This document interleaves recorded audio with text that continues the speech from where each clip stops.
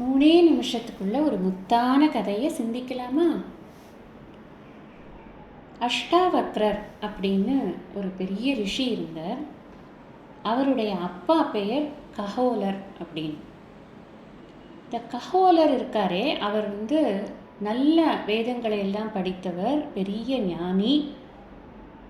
நிறைய இடங்களில் வேத சம்பந்தமான வாதங்களுக்கு சென்று வென்று வரக்கூடியவர் அவர்.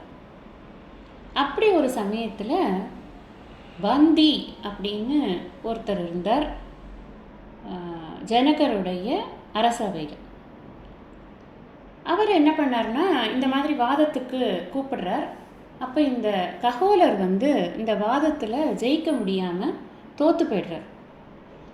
இந்த பந்தி என்ன பண்ணுவார் அப்படின்னா, யாரெல்லாம் தோற்று போகிறாங்களோ அவங்களையெல்லாம் அங்கே இருக்கக்கூடிய பக்கத்தில் இருக்கிற ஒரு நதியில் முங்க அடிச்சிடுவார். அதை அவரை மூழ்க அடிச்சிடுவார்.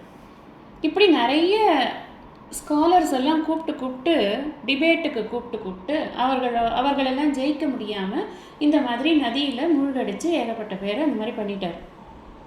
இந்த கஹோலருடைய மகன் அஷ்டாவக்ரர் இருக்காரே, அவர் அம்மாவுடைய கருவறையில் இருந்த பொழுதே அவருக்கு வேத விஷயங்கள் எல்லாம் நன்றாக தெரிந்து ஒரு ப்ராஜனியாக அவர் இருந்திருக்கார். அவர் பிறக்கும் பொழுதே ஒரு பெரிய வேத அறிவு நிறைய இருக்கக்கூடியவராக இருந்தார். இன்னும் சொல்லப்போனால் அவங்க அப்பா வேதத்தை தப்பாக உச்சரித்து அதை திருத்தக்கூடிய அளவுக்கு அவருக்கு வேதத்தில் அறிவு விஞ்சி இருந்தது அப்படின்னு சொல்லணும். அவர் பிறக்கும் பொழுதே உடம்புல நிறைய டிஃபார்மிட்டிஸ் அவருக்கு 8 இடத்துல அவர் உடம்பு வளைஞ்சிருக்கும். அதனால தான் அவருக்கு அஷ்டாவக்ரர் அப்படின்னு பேர். வக்ரம்னா வளைஞ்சிருக்கிறதுன்னு அர்த்தம்.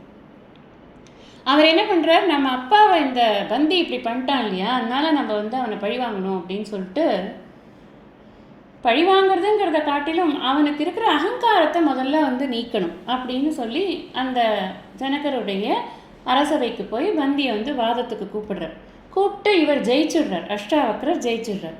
அப்புறமா இந்த பந்தி கிட்ட கேட்குறார், எனக்கு நீ வேற ஒன்றும் பண்ண வேண்டாம், நீ என்ன பண்ணுறன்னா யாரையெல்லாம் நீ பெரிய பெரிய அறிவாளிகளெல்லாம் அந்த இதில் ஆற்றுல மூழ்கடிச்ச இல்லை அவங்கள எல்லாரையும் வெளியில் கொண்டு வா முதல்ல, அதுதான் நீ செய்யக்கூடிய பிரதி அப்படின்னு சொல்லிடுறார். உடனே இந்த பந்தியும் அதை ஒப்புக்கொண்டு, அவர் தோற்று விட்டார் இல்லையா, அப்போ ஜெயிச்சவர் சொல்கிறத கேட்கணும். அதனால் அப்படி அவங்க அப்பா முதற்கொண்டு அனைவரும் வெளியே வந்தார்கள் அப்படிங்கிறது ஒரு கதை. அப்பாவை காட்டிலும் பையன் அறிவாளியாக இருக்கிறதுங்கிறது இந்த உலகத்துக்கே நன்மை தரக்கூடிய ஒரு விஷயம்னு வள்ளுவர் சொல்கிறார். தம்மின் தம் மக்கள் அறிவுடைமை மாநிலத்து மண்ணுயிர்க்கெல்லாம் இனிது.